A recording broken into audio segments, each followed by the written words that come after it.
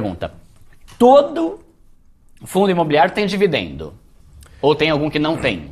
Não, tem, Tem, né? Porque justamente por causa dessa lei, né, que dá a Constituição dos Fundos Imobiliários, que ele tem que distribuir 95% do lucro a cada semestre. Isso está na lei. Só que aí os fundos se acostumaram a pagar todos os meses. Basicamente, um fundo imobiliário é um conjunto de imóveis, ou de ativos imobiliários, é um conjunto desses imóveis, e aí é negociado em bolsa de valores, e qualquer pessoa física pode comprar uma cota desse fundo. Logo, se eu compro um fundo imobiliário, eu estou comprando uma participaçãozinha em dezenas de imóveis. E aí, como que eu posso ganhar dinheiro com isso? Ó, um imóvel ele costuma ter inquilinos que pagam aluguel. Então, se um inquilino paga aluguel para um imóvel que está no fundo, esse fundo ganha uma receita. E aí o fundo imobiliário ele tem que distribuir esse lucro dele com os cotistas. Então, eu posso ganhar um dividendo mensal que é praticamente eu estou ganhando um percentualzinho do aluguel que aquele imóvel ele está sendo locado. Mas existe fundo que não é de alugar? Todo fundo tem algum aluguel? A maioria, quase 90 e tantos %. Os fundos de tijolos. A gente vai chegar nisso também. Exatamente. Fundos de tijolos por quê? Porque é tijolo mesmo. É escritório, galpão de logística, shopping center. Então é tijolo, é o prédio mesmo. Precisa ter inquilino. E normalmente o fundo, então, ele tem um monte de imóvel dentro dele que está sendo alugado. E aí, quanto mais cotas eu tiver desse fundo, mais eu ganho, porque é proporcional ao tanto de cota. Exatamente isso. Só que aí, então... pode falar. Esse é um jeito de ganhar dinheiro. E o segundo jeito qual é? Você comprou essa cota por um valor, esse imóvel ele pode se valorizar, como no mundo físico. O imóvel que você mora, sei lá... Que normalmente acontece, né? Normalmente acontece. Sei lá, você pagou 300 mil nele e ano que vem tá valendo 305, você nem sabe, né? Porque o imóvel físico onde a gente mora não é negociado em bolsa para saber o preço todo dia. Mas, sei lá, daqui a 10 anos se você quiser vender, você pagou 300, você vai vender por 400. Né? Então, é a valorização natural do mercado imobiliário. E no fundo imobiliário, a gente vê isso no preço da cota. Então, por exemplo, eu comprei um fundo por R$100. Daqui a alguns anos, a cota dele vai estar R$150. Se eu vender, eu ganho esse lucro, esses R$50 para cada uma cota. Então, além dos dividendos que eu ganho todos os meses, eu ainda posso ganhar na valorização desse conjunto de imóveis. Pode desvalorizar também? Pode também. Mas é muito difícil, né? É muito difícil, a não ser que o imóvel tenha algum problema. Né? Porque às vezes pode acontecer, sei lá, um shopping center... Caiu o teto, igual aconteceu aqui recentemente em Osasco. Caiu o teto. Ou então abriram um shopping na rua do lado e ninguém gosta mais desse shopping, só gostam do shopping novo. Aí o imóvel desvalorizou. Né? Mas houve uma pandemia e os próprios lojistas que trabalham no shopping pararam de pagar, sei lá. Então, mas aí é momentâneo. É só uma questão assim, se tiver bem localizado e se tiver pessoas interessadas naquele imóvel, ou para alugar ou para comprar, o preço volta. A questão é a seguinte, é que nem eu falei, se tem um shopping que ninguém mais quer ir, porque abriu um shopping novo, de repente todo mundo quer ir naquele, aí desvalorizou. Né? Então pode acontecer desvalorização? Pode. Mas é mais raro. Né? Então o fundo... é um grupo, né, uma junção de vários imóveis que eles têm categorias diferentes. Exatamente. Tipo assim, tem fundo de shopping e fundo de casa, por exemplo. Fundo residencial de casa tem pouquíssimos aqui no Brasil. É um mercado que ainda não engatou. Lá nos Estados Unidos tem bastante residencial. E seria tipo um condomínio? Exato, pode ser. É um imóvel para moradia de pessoa física. Mas tem muito pouco. É um mercado que não engatou aqui no Brasil. Os maiores são... lajes corporativas, que é escritório comercial. Tipo prédio? Prédio, só que é só um andar, só uma sala. É? Porque assim, um fundo imobiliário ele não precisa ter o prédio inteiro. Ele pode ter o terceiro andar, o sétimo andar e o 13º. Por isso que chama laje corporativa, porque é um andar do prédio ou alguns andares do prédio. Exatamente. Mas um prédio inteiro também entraria como isso? Também entraria. Tá. E acontece também, de um fundo imobiliário ser dono de um prédio inteiro. Então, laje corporativa... Que é escritório. É escritório, tá? Tipo que aluga para a empresa e você investindo nesse de laje corporativa, você vai ganhar uma grana ali. Exatamente. Tá. E aí, como que você acha uma laje corporativa boa? Principalmente a localização e qualidade técnica do edifício mesmo, né? Então, por exemplo, região da Faria Lima, tá tudo alugado. Então, o fundo imobiliário que tem imóvel na Faria Lima não está sofrendo. Tá. Agora, o que está lá na Chucre Zaidan, ou que está em Alphaville, tá pior. Porque com a pandemia e tudo mais, muito mais home office, aqueles imóveis mais bem localizados, aqueles estão voltando super bem. Só que é um efeito cascata, né? É igual a champanhe que você joga Vai nos copinhos, né? nas tacinhas. Então, o primeiro enche rápido. Aquele último da ponta demora. Que é aquele imóvel não tão bem localizado assim. Então, quando você entra para ver um fundo, por exemplo, dá um exemplo aí, que é tudo sigla, né? É tudo sigla. Dá um exemplo aí de um fundo de laje corporativa. Tá, tem o HGRE.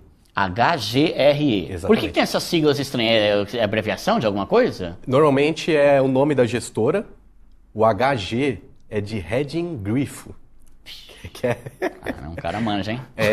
Mas é só para complicar, né? Mas assim, essa é uma gestora muito famosa e muito competente. Gestora é a que compra todos esse grupo do fundo dela e aí depois oferece pra gente ter. Exatamente, Tá. é quem toma conta desses imóveis, quem faz a estratégia. Tá. Porque além da gestora, tem a administradora que faz só a burocracia. Tá. Mas a estratégia é a gestora. Então a gente quer gestores competentes. Tá. Então tem vários fundos imobiliários que começam com HG. Porque é tudo dessa empresa aí. É tudo dela. Então HGRE, e aí, por que é o RE? Aí é Real Estate. Aí o HGRU é de renda urbana. Mas tudo laje corporativa ou não? Não, a renda urbana são lojas, tipo supermercado, escola, faculdade. Esses aí eles dão o nome de renda urbana. Renda urbana? É. Tá. Ó, aí, por exemplo, HGLG é de logística. Tipo galpão, esses depósitos enormes que tem na estrada, Exatamente. Mercado Livre, Americana, esses bagulho. Exatamente. Tá. E aí acaba, por exemplo, você citou esses nomes dessas empresas de varejo, que várias sofreram. Por que um fundo imobiliário de logística não sofreu? Porque, cara, se a Americanas quebrar, não tem problema. Alguém vai precisar daquele galpão. Vai ser o Mercado Livre, vai ser a Amazon.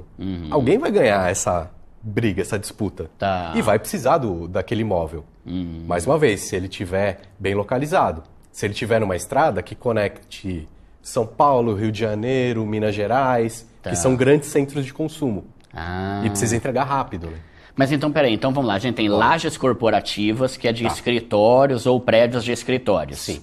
Aí, qual que é outro? Galpões, é isso? Galpões, Não sei o que lá, urbana, né? Renda urbana. Renda urbana é tipo shopping? Supermercado. Shopping entra? Não, né? Não, shopping é uma categoria Tem outra à parte. categoria, tá? Então tem uma categoria shopping, renda urbana é escolas, supermercados, lotérica? Lotérica não, mas tem, por exemplo, loja de departamento, Pernambucanas, Tá. coisas Tá. assim. Aí vai ter nesse fundo de renda urbana, vai ter um monte de escola e essas coisas aí. Sim. Tá.